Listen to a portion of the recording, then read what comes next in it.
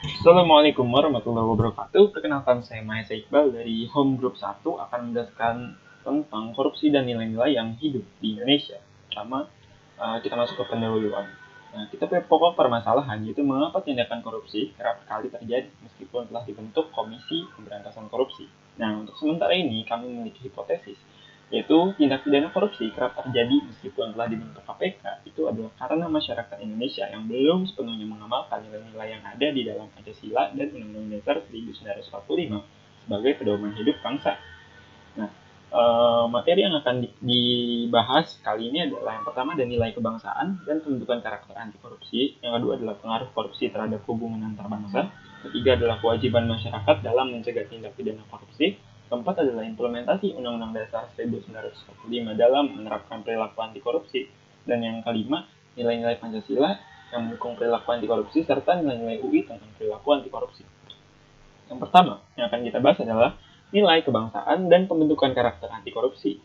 Nilai kebangsaan Indonesia dalam pembentukan karakter anti korupsi itu berasal dari 4 sumber acuan. Yang pertama Pancasila, UUD 1945, Bhinneka Tunggal Ika, dan yang terakhir adalah NKRI sebagai bentuk negara. Nah, yang pertama kita akan bahas soal Pancasila dan sila-silanya. Yang pertama ada sila ketuhanan yang Maha Esa, itu sila pertama. Nah, sila ini kan mengajarkan agar semua rakyat Indonesia taat dalam beragama sesuai dengan agama yang dianut. Dalam ajaran beragama tidak ada agama yang mengajarkan umatnya untuk mencuri atau korupsi. Nah, itu kan berketerkaitan gitu dengan sila pertama. Lalu sila kedua adalah tentang kemanusiaan yang adil dan beradab. Korupsi dikatakan melanggar sila kedua karena menyebabkan kemiskinan di Indonesia.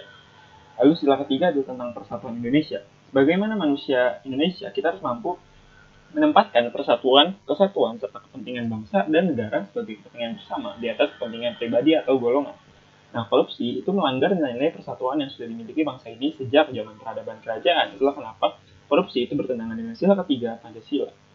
Lalu yang sila keempat adalah kerakyatan yang dipimpin oleh hikmat kebijaksanaan dalam permusyawaratan perwakilan. Dalam upaya pemberantasan korupsi ataupun penegakan hukum atas tindak keputusan yang diambil harus mengutamakan musyawarah dalam mengambil keputusan. Nah, dalam hal ini Pancasila kan mengajarkan seluruh bangsa Indonesia untuk memberikan kepercayaan kepada wakil-wakil rakyat. Kemudian permusyawaratan ini kan artinya tidak perlu dibutuhkan, semua elemen bangsa ini dapat mengatasi masalah apapun dalam menghadapi masalah nasional termasuk korupsi. Lalu yang kelima adalah keadilan sosial bagi seluruh rakyat Indonesia. Kita tahu bahwa Indonesia adalah negara hukum. Nah, semua perkara yang terjadi di Indonesia harus diputuskan secara adil dan tidak memihak. Namun, realitanya penegakan hukum di Indonesia belum seadil yang diharapkan. Sebagai perbandingan, kasus pencurian sendal jepit yang dilakukan oleh bocah 15 tahun berinisial AL yang mencuri sendal milik Brigadir Polisi 1 Ahmad Rusdi Harahap. Pasti tidak sebanding dengan ancaman hukuman 5 tahun penjara, sementara banyak koruptor yang dihukumannya sekitar 1,5 tahun sampai 2 tahun. Seperti itu. Yang kedua adalah Undang-Undang Dasar 1945. Nah, UUD 1945 adalah landasan konstitusional bangsa. Untuk memberantas korupsi, maka perlu menegakkan kembali fondasi perekonomian Indonesia yang diwariskan oleh pendiri bangsa, yaitu pasal 33 Undang-Undang Dasar 1945 yang berbunyi menghendaki agar perekonomian disusun sebagai usaha bersama berdasarkan asas kekeluargaan. Nah, jika mengacu pada ayat itu, maka kegiatan perekonomian mestinya diselenggarakan secara demokratis, kerjasama, dan solidaritas, sehingga tidak mungkin ada segelintir tangan yang mengakumulasikan kemakmuran. Pasal ini juga secara terang-terangan menjadikan kemakmuran rakyat sebagai muara atau tujuan akhir dari kegiatan perekonomian. Yang ketiga adalah Bhinneka Tunggal Ika. Nah, Bhinneka Tunggal Ika merupakan semboyan negara Indonesia yang memiliki arti bersatu kita teguh, bercerai kita runtuh. Implementasi nilai ini adalah dalam menghadapi tindak pidana korupsi itu yang pertama terbangunnya sikap bersama bagaimana korupsi harus diberantas tuntas karena bertentangan dengan pembangunan nasional di segala bidang.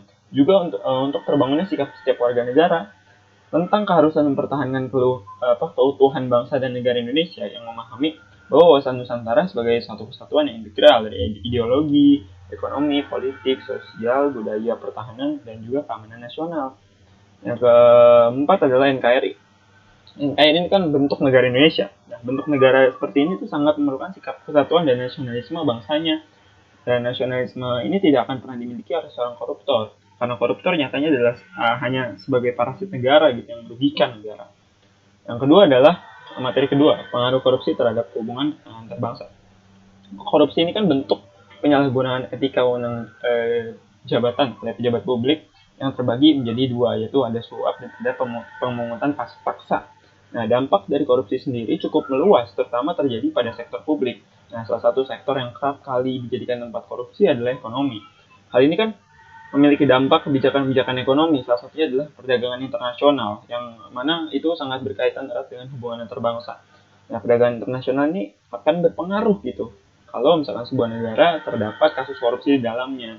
Jadi bisa jadi sebuah negara yang memiliki tingkat korupsi tinggi akan dikucilkan dalam perdagangan internasional, sehingga hubungan antar bangsanya bisa jadi terhambat. Lalu kewajiban masyarakat dalam memberantas korupsi. Peran serta masyarakat dalam upaya pencegahan dan pemberantasan tindak pidana korupsi ini diwujudkan dalam bentuk antara lain mencari, memperoleh, memberikan data atau tentang tindak pidana korupsi lah. Hak-haknya untuk menyampaikan saran dan pendapat secara langsung juga harus dapat dipertanggungjawabkan. Hal ini sudah termaktub dalam Undang-Undang Nomor 31 Tahun 99 tentang pemberantasan tindak pidana korupsi. Gitu. Lalu implementasi Undang-Undang Dasar 1945 dalam menerapkan perilaku anti korupsi. Arah kebijakan pemerintah di bidang pemberantasan korupsi ini jelas. Ini dengan diumumkan berbagai peraturan perundang-undangan khusus di bidang pemberantasan korupsi sebagai bentuk komitmen moral serta upayanya untuk menciptakan masyarakat dan juga pemerintahan yang bersih atau clean governance. Korupsi juga terjadi ketika ada nilai-nilai anti korupsi yang kuat ditanamkan dalam diri melalui pembiasaan dan pengembangan nilai-nilai anti korupsi diharapkan memiliki kendali terhadap pengaruh buruk lingkungan. Gitu. Ada 9 nilai-nilai anti korupsi, ada jujur, disiplin, tanggung jawab, kerja keras, mandiri, sederhana, adil, berani, dan peduli. Gitu. Lalu nilai-nilai Pancasila mendukung perilaku anti korupsi. Nah, korupsi sendiri kan kayak udah jelasin tadi adalah tentang pengingkaran terhadap nilai kemanusiaan, dan di sila-sila Pancasila juga banyak yang mendukung perilaku untuk anti korupsi gitu, tentang kemanusiaan yang adil dan beradab, tentang persatuan Indonesia, kerakyatan yang dipimpin oleh hikmat, kebijaksanaan dalam permusyawaratan perwakilan, atau juga keadilan sosial bagi seluruh rakyat Indonesia. Di sini semua nilai-nilai tadi mengandung nilai-nilai anti korupsi yang tadi pada awal-awal banget udah dijelasin sebelumnya. Nah, yang ini yang lebih dekat kita yaitu anak UI adalah nilai-nilai UI apa sih yang berhubungan dengan perilaku anti korupsi. Yang pertama yang saya dapatkan adalah kejujuran, sifat lurus, ikhlas hati, berkata dan bertindak benar, tidak berbohong, tidak menipu, tidak korupsi, kayak gitu. Itu kan kejujuran. Lalu kepercayaan, bersikap dan berperilaku amanah itu juga dapat menjalankan mandat dan melaksanakan kegiatan. Itu juga salah satu hal yang memiliki nilai-nilai anti korupsi juga ya. Yang ketiga ada tanggung jawab dan juga kepatuhan terhadap peraturan perundang-undangan. Lalu yang terakhir alternatif solusi dari permasalahan ini. Nah, sesuai dengan tadi yang sudah saya jelaskan tadi, kelompok HG1 memiliki alternatif solusi dari permasalahan, yaitu ya mengamalkan nilai-nilai kebangsaan sebagai bentuk jati diri. Nilai kebangsaan ini dapat diambil dari Pancasila, UUD 1945, NKRI, dan juga nilai-nilai di Bhinneka Tunggal Ika. Itu dengan mempelajari keempat poin ini, maka niscaya kita akan menciptakan masyarakat yang mengerti bahwa korupsi adalah perbuatan yang tidak baik dan juga dapat mempengaruhi negaranya ke arah yang lebih buruk gitu. Itu solusi dari HG1.